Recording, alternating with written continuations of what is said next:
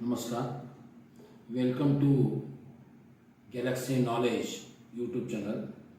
My dear friends, as all of you know that I have started series of lectures on the subject science titling Science Mystery. I am going to unravel so many science mysteries in my consecutive videos that I am putting on YouTube almost every day. But today's topic is solar eclipse and lunar eclipse. Solar eclipse means in Marathi it is called Surya Grahan, and lunar eclipse it is in Marathi called Chandra Grahan. Solar eclipse occurs on new moon day only, and lunar eclipse occurs on full moon day only. Solar eclipse occurs on new moon day means in Marathi it is called Amavasya, and lunar eclipse occurs on full moon day in Marathi it is called Purnima. How this phenomenon occurs is very interesting.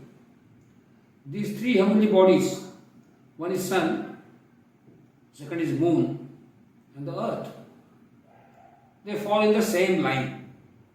Many times, no doubt, they fall in the same line, but every time solar eclipse and lunar eclipse does not occur. It happens only when certain things happen, and that I am going to elaborate it. First, we will take solar eclipse.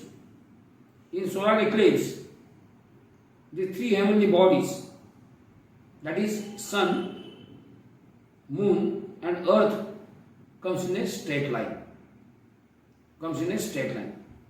First is sun, then moon and then earth. It means moon is between sun and earth in the solar eclipse. When the moon comes in between sun and the earth, that time what happens?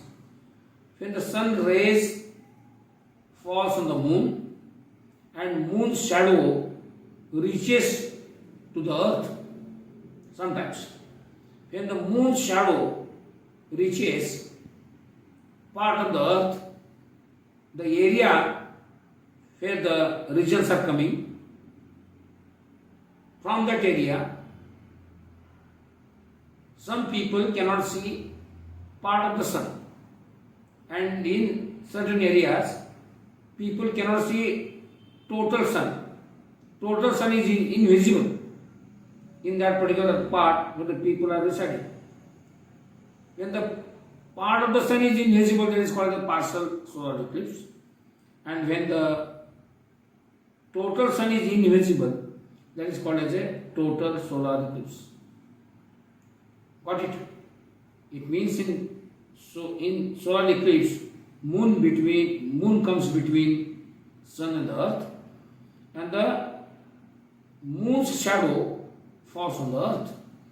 Got it? Now I will explain you lunar eclipse, how it occurs. In lunar eclipse, earth comes between sun and the moon. Earth comes between sun and the moon. It means sun, then earth, then moon. And when the sun's rays falls on the earth, and on certain full moon days, earth's shadow reaches the moon. If the earth's shadow encompasses the whole moon, that is called as a total lunar eclipse.